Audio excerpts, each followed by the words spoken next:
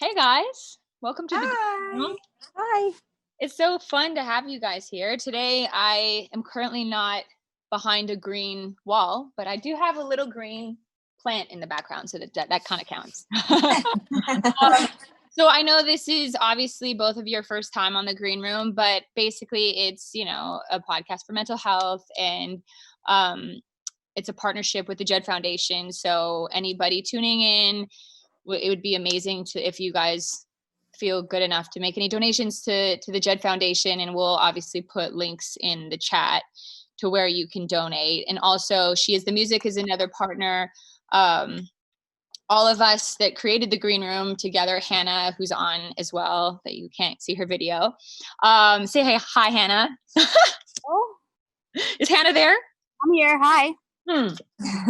I'm like making sure.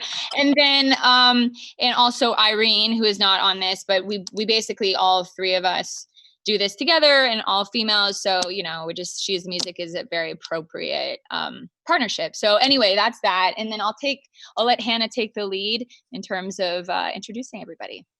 Great. Welcome to the Green Room. We're going to start with Jenna Andrews, the founder of the Green Room. Jenna is a platinum singer, songwriter, vocal producer, executive producer for artists such as BTS, Bene, Noah Cyrus, J-Lo, Little Mix, and Drake, to name a few. Jenna also A&Rs Noah Cyrus and Lennon Stella at Records and is the co-owner of 27 Music Publishing with Barry Weiss and Sony ATV. Hi, Jenna. Next up,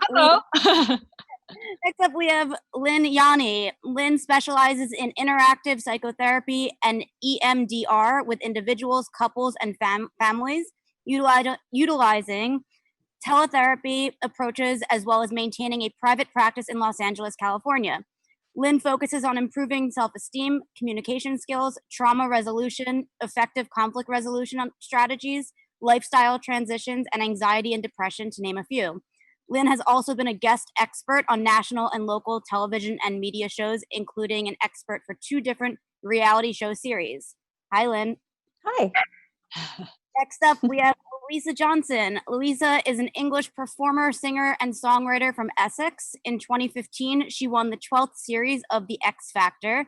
She subsequently released her winner single, Forever Young, which peaked at number 9 on the UK singles chart and was featured on Clean Bandit's UK top 5 single tiers. On top of consistently releasing music since her success on The X Factor, Louisa has recently announced a collaboration with fitness clothing brand USA Pro. Following the announcement, she released Like I Love Me to promote the collaboration. Welcome, Louisa. Thank you. Hannah, you're so good at this. I love it. And actually, funny enough, this episode is about Louisa's experience on The X Factor, and we've been friends for a while. We were just talking about that before we went live, but I think I've known you for like 5 years, I think, maybe. Yeah, literally, like I came to LA in, I think it was 2016, so like, yeah, almost 5 years. Yeah. Oh, it's just been crazy. It's so crazy. And it's crazy.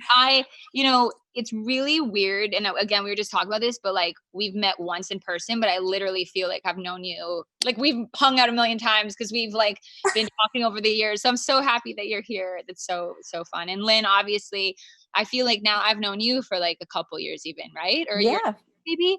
I haven't been able to see you this year, but I'm so happy you could join. And I just feel like your energy was so perfect for this episode, just because obviously your experience with working on shows and stuff and working with talent in terms of therapy. So anyway, I guess like it's so funny, Louisa, like I was just scrolling through Instagram and I literally saw your post about how you felt after you were on the X Factor, and it made me think like, man, like this is the age that we live in, and so many people that are striving for careers in music are doing reality shows.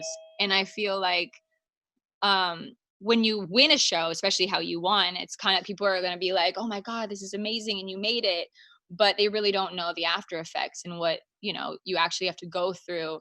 It's almost like getting signed to a record label and thinking I made it, but it really is just like you're like on the bench basically, right? So I thought it would be really interesting for you, obviously to tell us what you feel comfortable telling us. But like, I guess my first question would be, what made you post that? Like, was there something that happened that like really like was triggered that feeling, I guess, like in terms of? Yeah.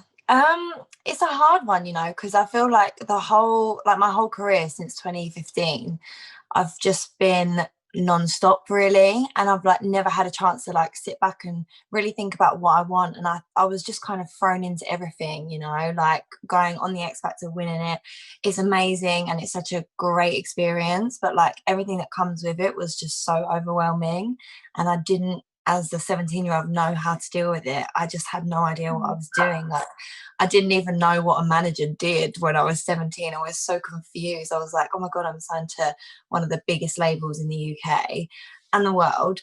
And I'm just like, what is even going on in my life? And I think ever since then, I just never really got the time to get to know myself. And I had to be this person that everyone thought I was because of how I looked on TV.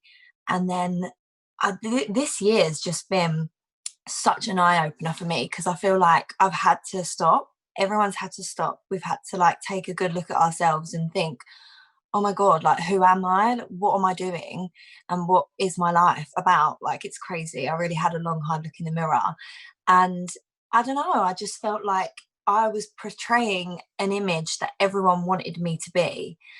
And I'm not that person. Like I'm not your cute little princess pop teen girl anymore. Like I've grown. You know, it was 5 years ago. I'm 22 now. I'm like a young woman. And I just wanted people to know the real me. And I had a few glasses of wine and I was like, you know what? I'm going to show people. And I just want to be myself. I want to let go. I'm so bored of like trying to pretend to be this person, like this person that everyone thought I was. I was so over it. I feel like it's so funny because I remember the first time seeing you on the X Factor. It's so funny. Like I think I was like in a hotel. I can't remember exactly where it was, but I do remember seeing you and I was like, oh my God, this girl is incredible, like unreal. Like, and it's so, you know, at this point we're so used to seeing so many people do these talent shows. So you definitely were somebody that was like, wow. And not even just because it was like a vocal thing, it was like your energy. So I could see, you know, because you just seem so raw, like the headband. I remember the red headband. I remember like the whole thing of it being like, wow, this girl's really, really special. I could just see your aura, and so I guess I could imagine, especially when you go back to now saying the pop princess. I feel like the way that you came onto the show as a person, I didn't know you. I'm just saying from somebody that saw it, I could see that how damaging that can be, because you're like all of a sudden like I'm this raw, like this is just me and like authentically unapologetically me, and then you get signed to this major label and they have all their opinions on what you should be. Yeah, exactly. And I came on there as me and wearing whatever I wanted to wear. Like I'm quite a casual, edgy kind of person. Right. Exactly. Edgy, but like, you know, and I kind of just got made into like sparkly dresses every week. And don't get me wrong, I love a sparkly dress, but you know, it's not what I wear every day. And I just had to kind of maintain that. And I didn't know how to do it and I was confused, and I had to promote, you know, music, doing and wearing things that I wasn't comfortable in, and it was hard. It was just a bit draining really, having to keep it up, and it kind of just got a bit tiring. But do you feel like beyond that, like what, and again, only if you're comfortable, but do you feel that coming into the show and loving music, like growing up on music, I'm assuming just because, you know, that's how it is, like you were so, you know, impressionable, I'm sure, and just like loving it. And do you think that you know, getting signed to a label and having all these politics involved and like the toxic aspect of what our business can be, um like how demotivating was that, and how like has that affected your music now? Yeah, not gonna lie, it was hard. I kind of felt like, am I like, what is this, what music is? I thought it was just, you know, having a passion and loving something so much that, you know, nothing can get in the way, but all these politics get involved and everyone's got an opinion, everyone has a say, and it kind of does take it away from the actual music a little bit. And that's why this year I've really I've come back into myself and thought, you know, what do I actually want to say as a person? Like, what have I been through? And the thing is, as crazy as everything has been and as hard as everything's been, I have stuff to write about now. Like when I was 17, I didn't really have anything to say. I was just a girl, you know, I'd just been to school. I didn't really know what to say. I was like, yeah, in a few relationships and stuff, but it was nothing major. Like now I have so much to say. I've been through so much and I've struggled, and I have a voice that, you know, I can speak about these things now. And it's as hard as it's been, I'm really happy that it's gone this way, because I have a voice now and I have things to talk about, and music is my only way that I'm going to do that. You know what's funny is that I really, when you were saying that, it made like, this is what I say all the time to artists that I'm working with, especially like younger, newer artists, is like, you can sing anything. Like, I don't care. Like, you know, your scale can be great. Like your tone can be amazing. You can like check all the boxes, but if you don't have something to say or pain or a message, people feel that, you know? And so the positive side, I guess, of what this discussion is really too, and like, just, I guess, you know, what you can take, what music can represent in the context of mental health, is like, you can actually have a place to put your feelings. And I think that's super cathartic, which is one of the reasons why I started this. You know, I think it's so beautiful, the fact that you're able to do that. But a lot of times, like, I don't think people know necessarily how to do that.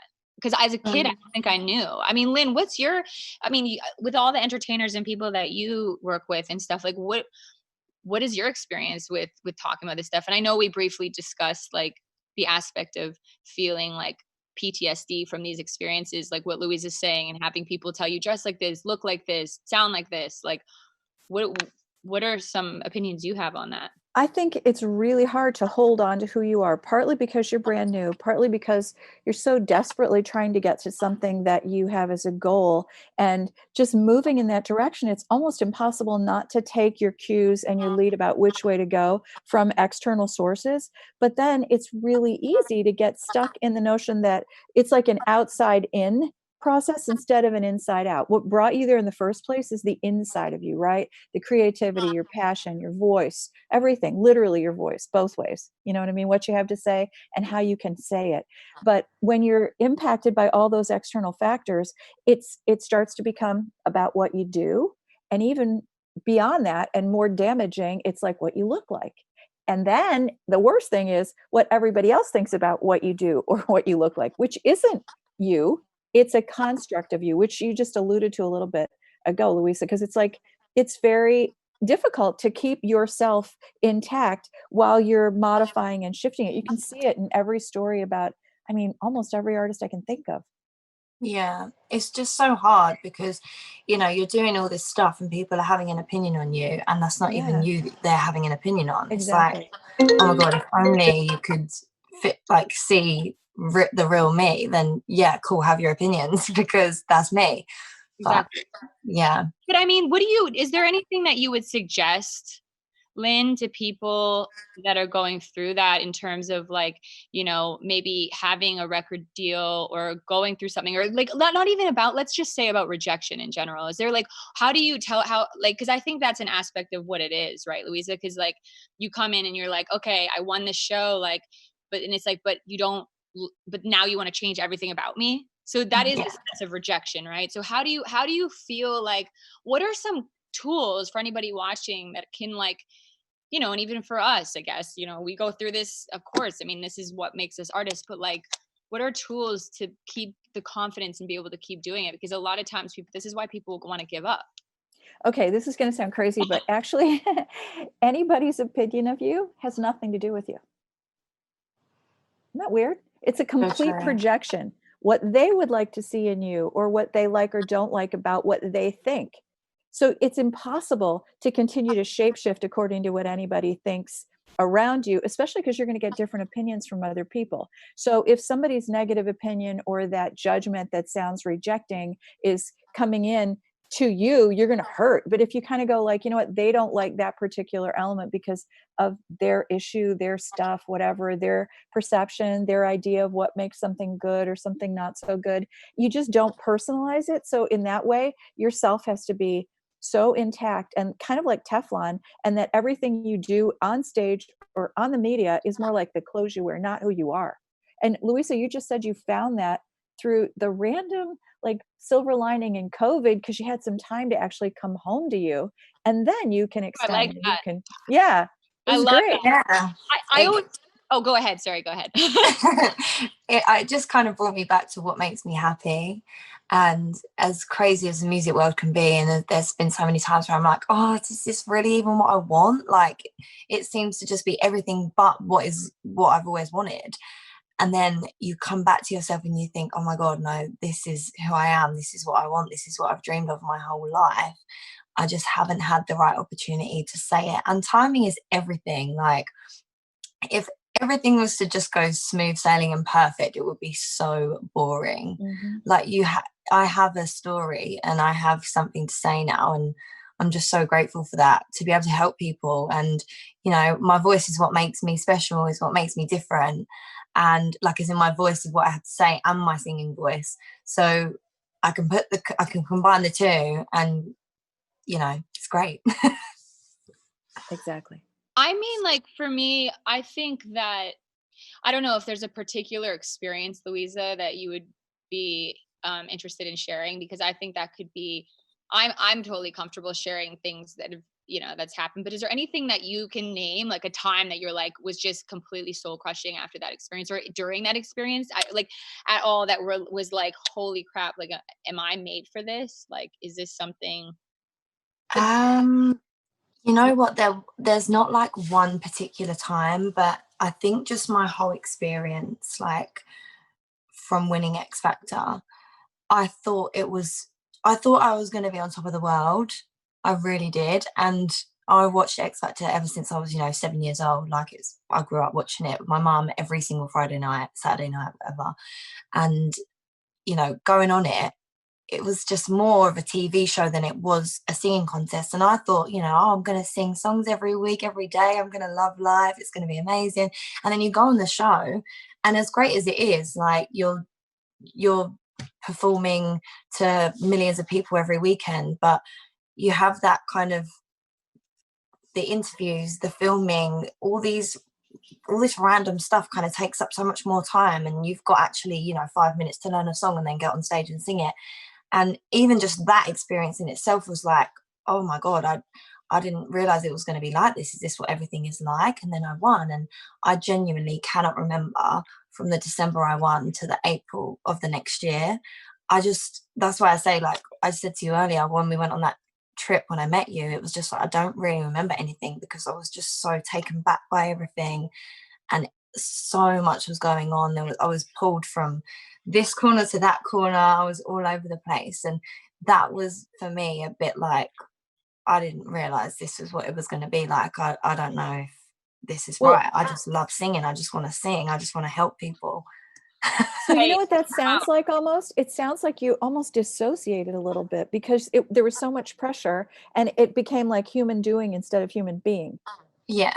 I was just like a robot, I think. Oh my God, I really love these quotes. Okay, can you please like put these in the chat? Because I always find like little gems from each like conversation. And I'm like, you said, what did you say? When you just got back home, and then you're human. I said coming home to herself. Yeah, and then you also said human doing instead of human being, which I think is that is such a cool phrase if you think about it, because that's exactly what people did before COVID. Because it's like, oh, like, let me just like go, like, get in the car, go here, race here, show up here. But like, the thing that I think has become really evident to me is, are you enjoying it? Are you happy even? Or are you just doing it? Yeah. You notice, because what she was saying is she's not present enough to even take a moment and go, oh my God, that felt good. Or, be grateful for whatever's going on. It's being in the present. The human doing stuff is all about future. I got to do this to get there. I'm supposed to be over here. It's like an external situation instead of an internal experience or expression. And I was so gutted, because like, there was so many amazing things that I've done and still do, which, I can remember them now. But like, looking back, I performed at, the biggest arena stadium in the UK, and I literally don't remember it, because I just wasn't there. And as amazing as it was at the time, from what I can remember, I just wish I was in the moment more. But that's the whole point of like, you know, when you aren't being true to yourself, and when everything's going on around you and you're not like, you aren't coming back home to yourself, you get that. And I tend to do that a lot, dissociate, just kind of switch off and just go like a robot. Which is when, honestly, when you're the least present, I feel like you actually end up not getting the result that you want, whether it be internal happiness or even just literally the results of your music in this case, right? Because I actually was talking about this yesterday, is like the best songs that I've ever done have always been the songs when you just like, for instance, let's say that you like, okay, this week I have 2 sessions a day, but like the best song will be like the one that wasn't actually the session that you were just like fucking around. And you're like, oh my God, that's the song. You know, like it's not like, hey, I'm here at like 9. Like it's sometimes when you build yourself up so much and you think this is gonna be the best thing in my life. And X Factor is actually a good example of that, because you watched it ever since you were 7. You think you won the show, and then you're like, wow, this is really it. But then you think, wait, is it? Like, no, because there's so much more dimension to you, right? Yeah. That's what I feel. It's like self-discovery as well. I mean, I totally 100%. Like, this is it now for me. Like, the past 2 years, I've written the best songs I've ever written. I wasn't just thrown into sessions, you know, I wanted to go. I was excited to go. I was looking forward to it. I was working with people that, you know, we'd sit there and have a chat for 5 hours and then write a great song in an hour. Like, it just happens like that. It's crazy. But when you're chilled out and you're enjoying yourself and you're like in the present, that's when all the good stuff happens. It's so true, like what Lynn just said, right? Like that's a very good example of how a session works, which is why I love doing these things, because I feel like this is how we get songs. Like if you had to say, oh, you know, you're a human doing, not human being, like you'd be like, oh, that's such a cool concept for a song, because it actually is a really cool concept. I might just steal it. We might. But I mean, in obviously, you know, to people going through things outside of maybe being in music and going through a similar feeling in their own perspective or respective jobs, would relate to, you know, I think in certain, right? Because I'm sure you see so many people that go through similar things, even if they're not in our industry, you know? Exactly. And it's actually the way it gets set up just sort of universally is that you're supposed to be a human being. If you go into the doing thing, it's a step away from yourself. And what's really hard is that having is literally the antithesis of feeling good, because it's not what you have, it's not what you do, it's really who you are. But if you don't go inside out and you're going outside in, what you look like, what you have, all that external stuff, you never feel satisfied. It's like constantly searching for something that you can't create because you're not home. Yeah, I used to, like, up until about a year ago, I couldn't spend time on my own. Like, I hated it. And I think it was because I was surrounded by people all the time, constantly. And it was hard, like, to spend even just a night on my own. Like, there would be times where I'd just ring up my mum or dad, like, can I just come and stay with you? Because I was just like, what am I doing? This feels weird. I don't like it. I can't relax. I can't just chill out. And now I feel like in such a better place. I can just be on my own and be with myself, and I don't need anything to occupy me. I don't even need a book. I can just be on my own. And I think that's like such a big sign of growth, because I don't need anything to make me happy. I just am. Oh, I love that. It feels good. It's awesome. Lynn, I mean, what kind of like things, or is there things that you like can suggest for people going through that, or maybe have this a problem with not being able to feel like ever, because that's another thing, like really not being able to feel satisfied with themselves, because I think again, when when you're such a big achiever too, I think that's probably a part of it, because if you want, again, putting it back to your experience but also mine, and I'm sure Lynn's and everybody's, when you have these goals and you meet them and people just can't seem to like ever feel good about themselves, it's like the imposter syndrome, right? Is there anything like what are some tools for people going through that? Okay, so part of it is that if you recognize that the goals are internally derived and created, but it's not about an external outcome, it's about an internal process. That really helps. So I want to be better than who I was yesterday, not better than that person or having more records than that person. It's not about competitive, it's about generative, right? And then because it's in your hands, you take that moment to continue to intentionally create opportunity for gratitude every single day. You go to the mailbox and you look at the flower on your way there instead of just rushing to get the mail, coming in and opening it really quickly. So you don't Oh, dissociate, you stay present, right? wow. It's That's huge. And then it creates the feeling that you're talking about, the way you guys have to work to be creative. You can't be around people all the time. You're so busy in here. Where does your music come from? You get inspiration from outside, but it's generated from within. So you can't do it when people are trying to take it from you. You have to do it from a place of being full and grateful and generatively kind of creating it. It's an expression from inside out. It can't be outside in. Yeah, that's so true. and It's a balance, right? With the extroversion and the introversion and how many people are around you versus being on your own. Because if you're the creative person, you're probably more than half introverted, right? Yeah. Because you don't write a song in the middle of a conversation with somebody. You You can't. you might get ideas, but but you have to be able to kind of create that opportunity. And part of what you're saying is that it pulls you out of what made you great in the first place to have to be like on the road, meeting deadlines, accommodating this, managing that. It's all outside. So if you don't take that time to recharge, do your own replenishing independently, you can't keep putting it out there because you're starting to feel like a battery that's being drained and you'll get depleted instead of creative. Wait, Lynn, were you the one telling me the other day? I can't remember who told me this, but the story about the raisin. No, I don't think so. Oh, What's the okay, raisin okay. story? Somebody told me this story, but I forget who it was. But basically, they were like, to be present and enjoy things for real, like you have to. There's certain exercises. So they were saying that, for example, if you take a raisin and you feel it, and you just feel Uh-huh. it for a second, and then you peel a layer, and then you feel how that feels, and then you smell it, and then you peel another layer, and then you taste it. They were like, that will be the best raisin you'll ever have in your life. And I was like, Yeah, I did that exercise. oh my God, you did? Yeah, it was so cool. Like, it just makes you think, what? Like, there's so much around me that I'm not taking in, I'm not appreciating right now. Like a raisin, really? But it's amazing. Like, it just makes you appreciate things so much Okay, more. so actually I did that exercise too at a workshop, and it was about overeating, believe it or not, Yes, because that's they what said, mine was. oh, Yeah. really? That's funny, because if you do it like that, you feel so filled and fulfilled with that tiny raisin because it's pleasurable. You're not just fueling yourself unconsciously. Like you're Yeah. not eating unconsciously, like you're not dissociating when you're in the middle of an activity. So that all that stuff works. Even just stopping and saying thank you periodically throughout the day, close your eyes for a second, and it makes everything change. That's Amazing.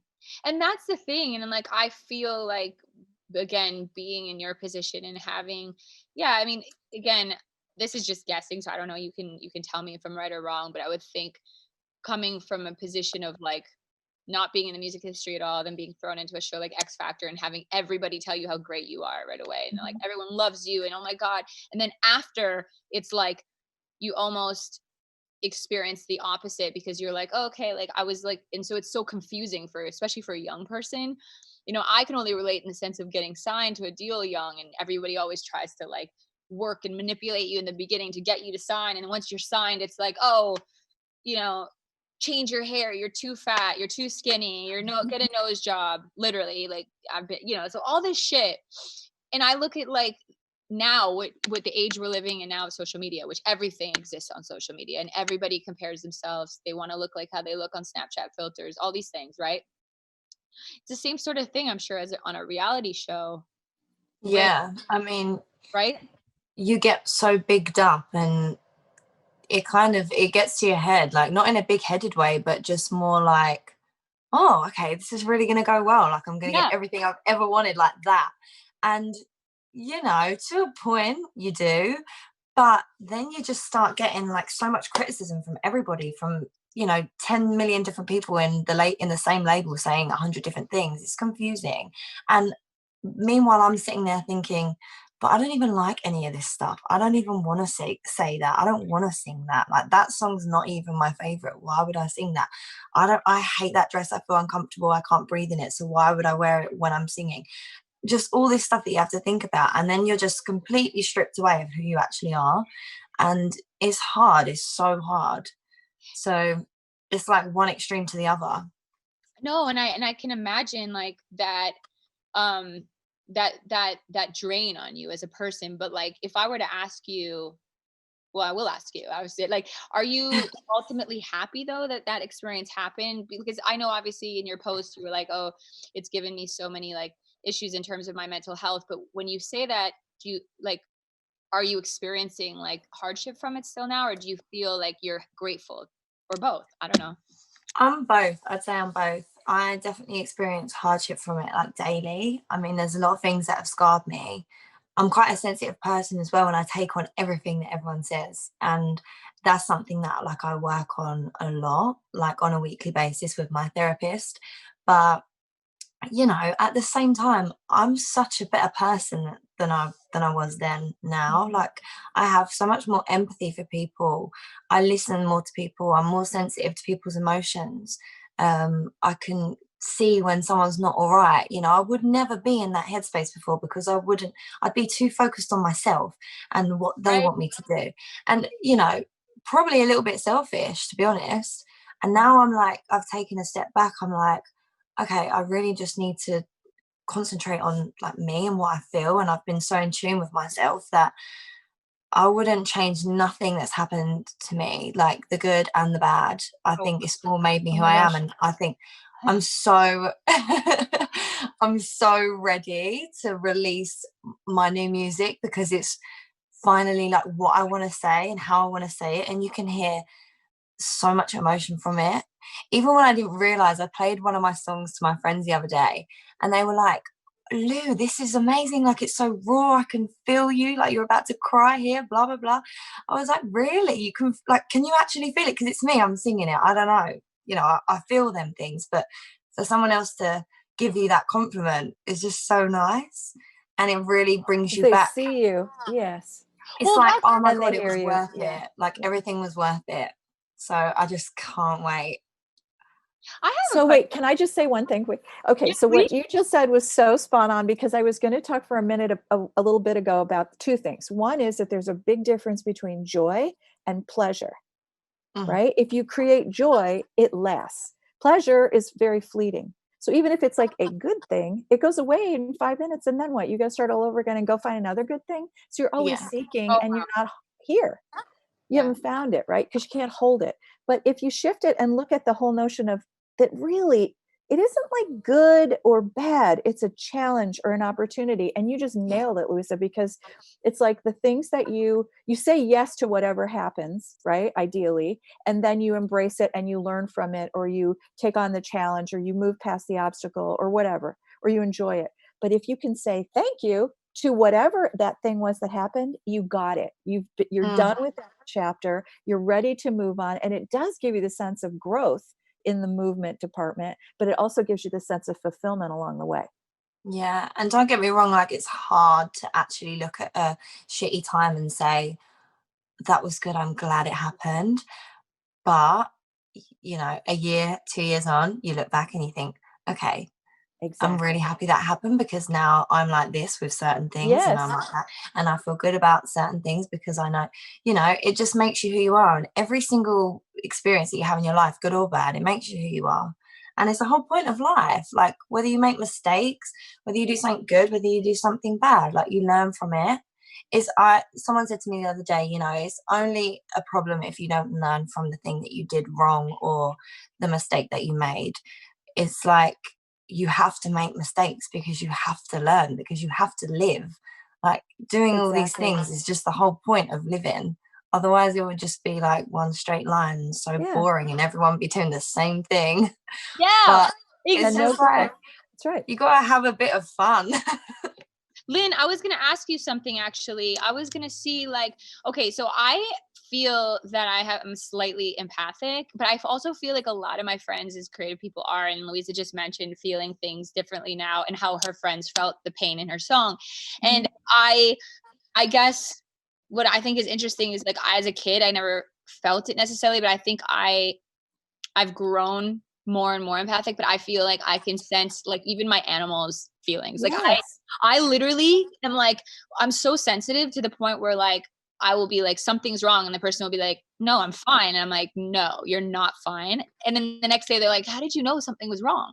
I'm like, oh, I almost like, I take it on to the point where like, and I think I'm curious, is that something? Yeah, it's something. It's like you're compassionate and you're not in judgment, which means you're not in fear, because love and fear are like mutually exclusive. And love, compassion, empathy, it's all the same thing. It's leading with your soul and your heart instead of some externally derived should, right? So it's a very different MO. It's perfect. That's exactly it. No, I just feel like that's so crazy because I really think it's special. It's powerful. It can be a hindrance sometimes because you think, oh, that, you know, I don't want to feel these ways because it can be emotionally draining. Like, I don't know. I feel like when there's a lot of people and you have to feel all these things, it's like such a responsibility, but it's also a gift. Right. So, yes. And that's so part you know what they taught us to do at one point, like instead of taking people in or taking situations in, and you know, obviously if you're a shrink, you're kind of wired that way too, right? You hope. Right. So, but if you do it more like it comes out from you and you like wrap somebody in your arms in that way, but you let them go, like you don't keep carrying them because then you can't handle the burden and you can't actually do anything for them. You're just getting more depleted yourself by trying to sort of control something that isn't in your hands. This is you just for do you in that loving way, and then you relax and it shifts their energy as well as yours, but you're not depleted by the experience like you would be if you were just feeling everybody's stuff like a total empath and, you know, like not able to find your balance again. That's interesting. I mean, okay, that's good to know. I mean, okay, I actually got a question for you, Louisa. If you could go back to when you were on the X Factor, what, if anything, would you do different? So as the real me has quite a lot of, she's very opinionated. So she knows what she likes and she knows what she doesn't like. And I think there would be a lot of times where I'd be really happy with my song choice, or I'd be eating my dinner and people trying to rush me and I'd be stressed. I just want 5 minutes to just chill. I just wish I said no more because a lot was taken from me. Like I lost so much weight because I just didn't even get a chance to sit down and actually enjoy my food and, you know, like the raisin thing, actually eat it. I was just kind of shoving it down or not eating it at all. I wish I was me and said, no, like, you know what? I don't like that song. Or no, I'm going to sit down for 5 minutes and eat my food. Like, surely that's allowed. I wish I did that more. So that would be like the only thing I would change. By the way, what a great like thing to say, because I feel it's very hard for me to say no. I feel like and I think for a lot of people. So I'm really glad you brought that up, because that's a huge part of it, I think, because you know, you want something so bad.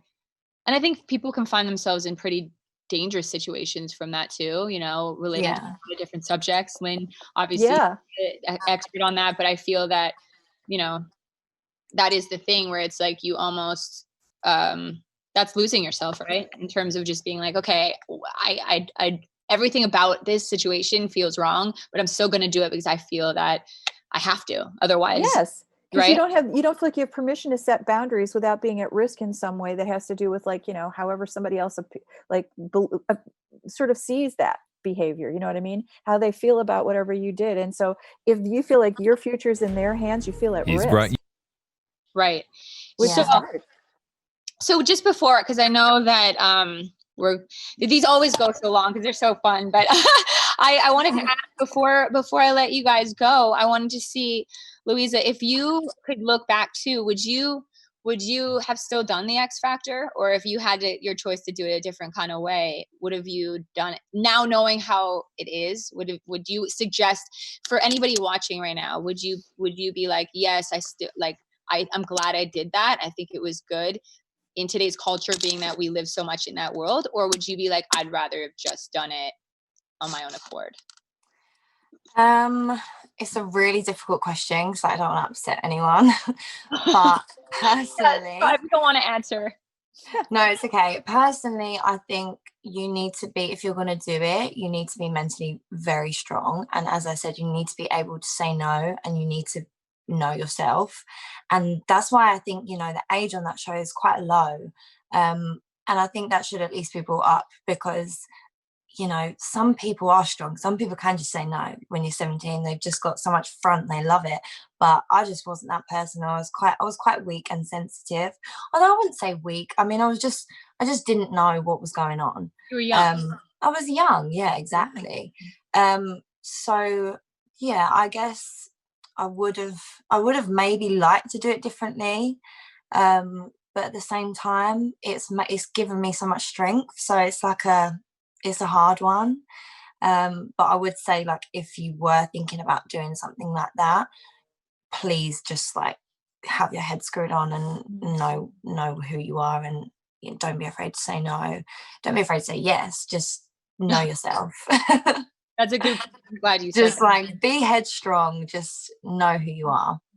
No, I'm glad you said that, because that can be, that's really good advice. And I think that I'm just going to add to that. I think know who you are, but also don't be afraid to ask people for help. And like, if you're confused about something or unsure or embarrassed or any sort of thing, I think especially before putting yourself in those type of situations where you're most likely going to be vulnerable to situations like we're discussing today, I think it's healthier. Ask your parents, if you feel like embarrassed, or I don't want to let them know that I feel this way, like ask them, ask a friend, ask your sibling, because otherwise, I know I didn't enough growing up, and I think it definitely hurt me, which is why I like doing these kind of things and like being so vocal, because it really does help, because you learn yourself more the more you can like be transparent and like open how you feel, right? Even with this, like, I've learned so much from like an hour just chatting with you. Like, when you have these open conversations, I don't know why, but there's such a stigma around this still, and I do think it's so important to just keep talking. Like, if someone asks how you are, yeah, you can say, yeah, I'm good, but what's really going on? Like, if you want to talk about it, talk about it. I think it's just so important, because the other person's not going to shut you down and say, oh, I don't want to hear that. And if they do, then they're not a good person for you.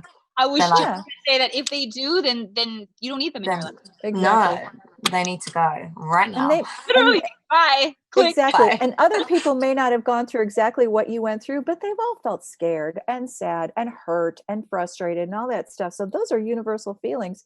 Everybody can relate to it. And like you said, if they're not in a space where they can connect with you around it, there are other people who can. And it would be great if they gave you that opportunity while you're on a show like that to have somebody there doing that stuff with you. Because it's a whole, I mean, it's so vulnerable. You're so vulnerable and you're so young and you're so at risk. So you need I was just so scared. I think that was like it's such a simple word, but it's probably the perfect word to describe my whole experience. I was just scared. I just had no clue. And I think you do so many different things when you're in that kind of, it's almost like you're in like fight or flight mode. Yeah. You're just like, oh, I don't know. So yeah, okay, I'm just going to do what you say. And oh, actually, no, I'm going to get agitated and be a bit rude now. You just don't know how you're going to act when you're in that state.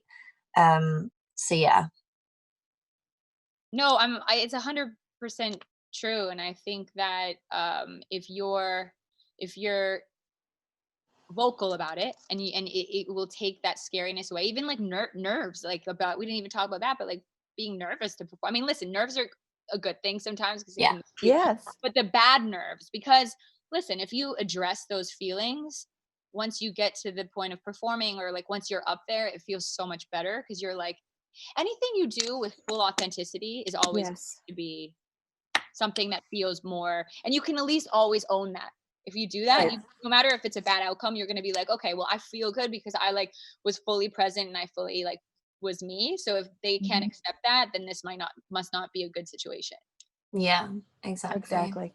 Lynn, is there anything else you wanted to add? Or I don't know if you're comfortable, for anybody listening, if there's any way that they can reach out to you, obviously your website, or anybody that might need. Yeah, on the website, they have ways that they can get in contact me, or even through Instagram or something like that. No, I think I just am so impressed with both of you.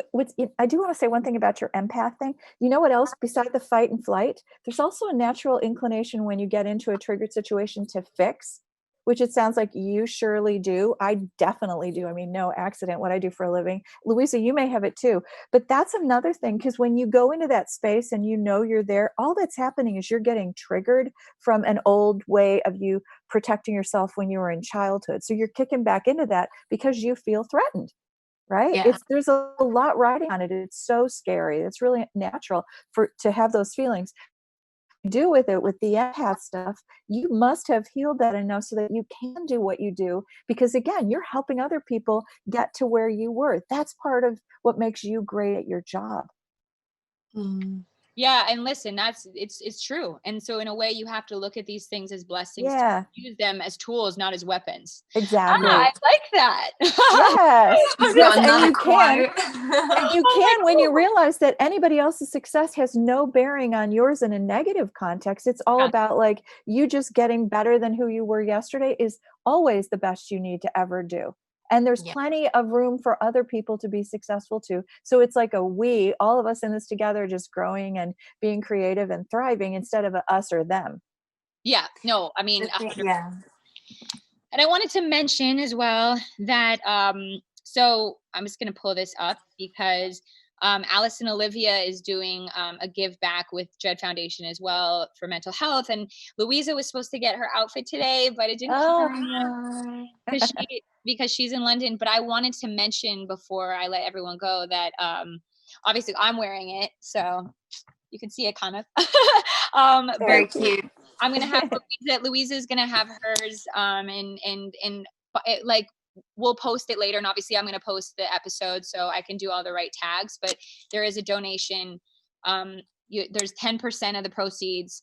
What is it? Of the Tokyo Jogger, which this is called, in the California poppy print, will be donated to the Jed Foundation through December 31st. So if you like the outfit, then please, if you go buy it from Alice and Olivia, 10% will go to mental health, and that's what we're here for. So I just had to mention that because I love Alice and Olivia. It's a woman, Stacey Bennett, who runs it, and obviously I admire any woman that starts any sort of, that's an entrepreneur or anything, any woman I love. So but It's all about lifting people up. Yep. It really There's is room for everyone. Exactly. And I think Exactly. which, obviously I love everything that she's created, and I love how much they give back to mental health. And it's actually, I met the Jed Foundation through them. So anyway, I just wanted to mention it. And yeah, so that would be amazing. Anything that anybody feels comfortable donating. But thank you guys for your time today. Thank you. That was super amazing. Fun. Yeah. And I will also post this probably in a week. So I'll send you guys that, and it will be all with all the right links and stuff like that. Okay, cool. And then I'll talk to you guys later. I love this. Thank Yeah. you. Yay. Thank you so much. Anytime. I hope I get to meet or talk to both of you again. Yeah. I know. We'll FaceTime. Okay, that sounds good. Bye, you guys.